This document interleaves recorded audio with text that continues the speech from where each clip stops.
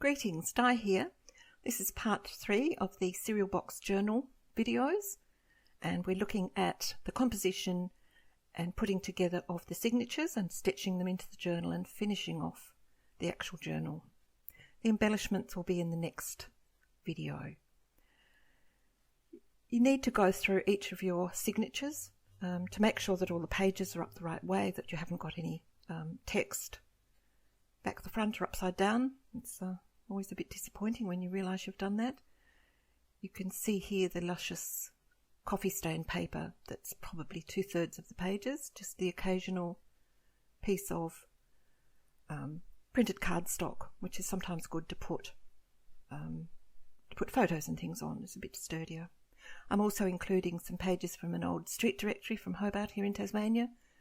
As this will be a bit of a travel journal for my son, I thought that was appropriate.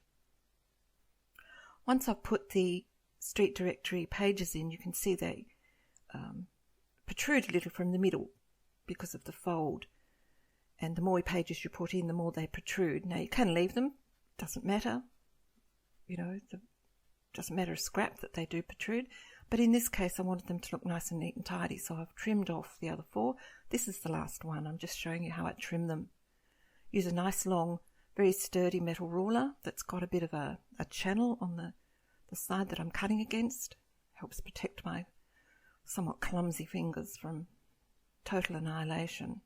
I've also got a lovely big Stanley knife that makes the job a breeze. It just cuts through. And as with a lot of this sort of cutting, the trick is not to press extraordinarily hard, not to put too much pressure, just to let the blade make its way through gently.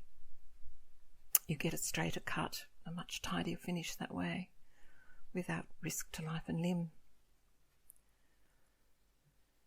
This just neatens up the signatures, makes them look neat and tidy, nice and square. As I say, it all depends on the look you're wanting. The covers of these signatures are from Peculiar Ancestry, which is a journaling kit from Ephemera's Vintage Garden, and I'll put her link below. They're wonderfully coloured, and she's got some great things in her shop. Pays to have a look.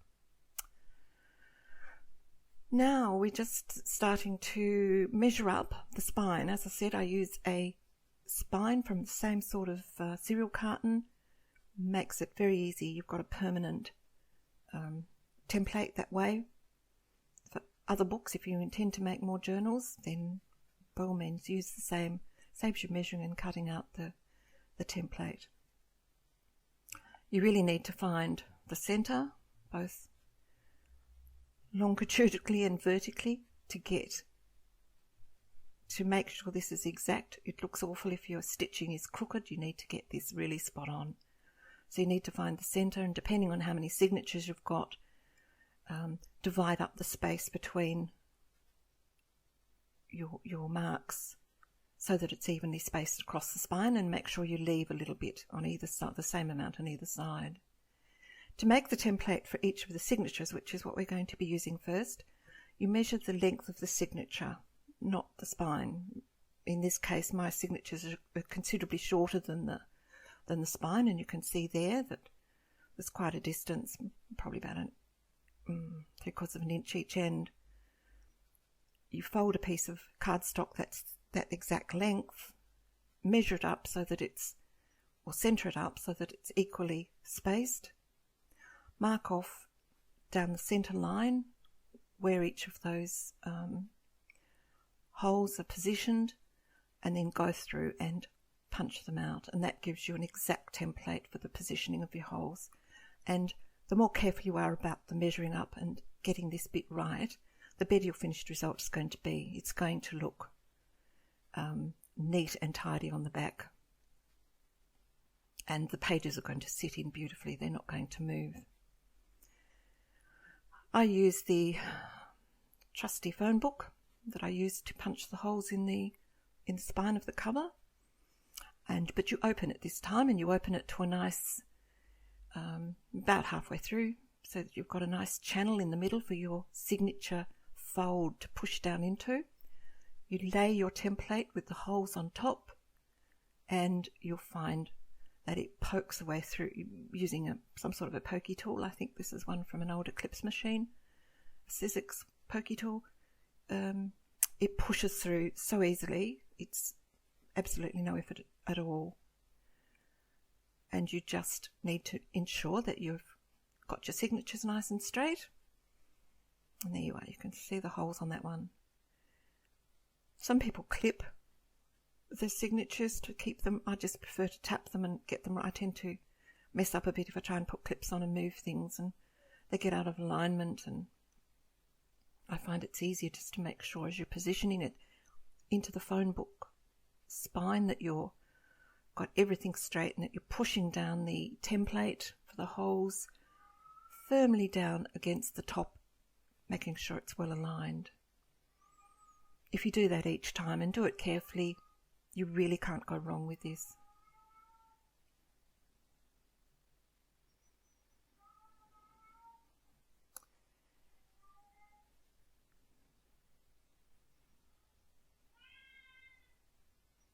I don't know if you can hear my cat. He's howling at the door. He really hates the door being closed. Doesn't really want to come in. He just doesn't like the door being closed. Just finishing off the last one here.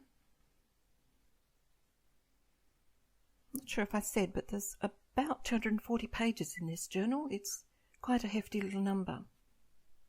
There they all are, all lined up. Now we're moving. I should have really shown you as I was sewing in the first signature, because it would have been much more graphic, but I left it to the last one before I filmed. And it sometimes the more signature you've got in, the sort of trickier it is to stitch. Here you can see I'm having to thread each page onto the needle, as it were. And there you can see I'm pulling the thread taut. I'm using the same thread on these signatures as I used on the button for the front cover. It's a thickish crocheting thread. As you get the pages, one or two of the holes stitched, and if you keep the thread, whatever it is, nice and taut, you will find that generally speaking the holes start to line up, and it is much easier and quicker. I think this is probably the next hardest one. From there I think we find things get a bit easier. Keeping the thread taut each time you pull it through is really important. You can see there I'm pulling it taut. It does help greatly to align.